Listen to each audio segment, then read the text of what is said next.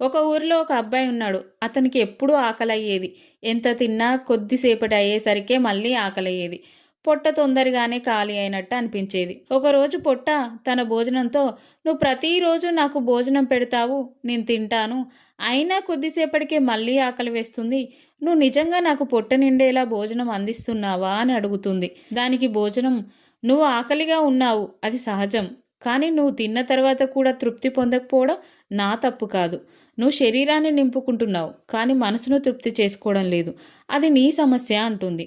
దానికి పొట్ట ఆశ్చర్యపడి, "మనసు తృప్తి అంటే ఏమిటి?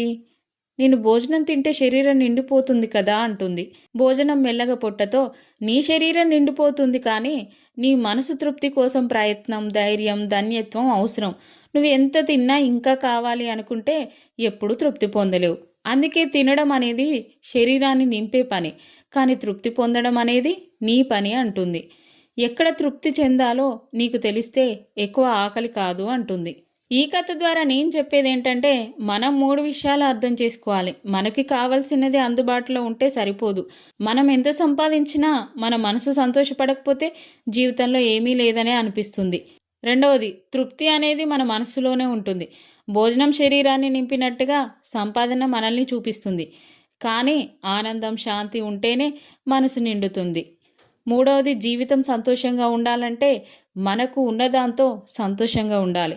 తక్కువైనా సరే అదే మహాభాగ్యం అనుకొని కృతజ్ఞతతో జీవించాలి.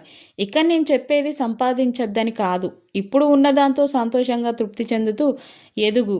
కానీ ఈ ఆనందాన్ని వదిలేసి సంపాదన కోసం పరిగెత్తకు. ఏదో ఒకరోజు పరుగు ఆపి చూస్తే డబ్బు ఉంటుంది, కానీ కాలం, వయసు ఉండవు. నువ్వు అనుభవించడానికి, ఆనందంగా ఉండడానికి ఏమీ ఉండదు. నీలో శక్తి ఉండదు. నువ్వు ఇంకొకరి మీద ఆధారపడాల్సి వస్తుంది. Please like, share, subscribe.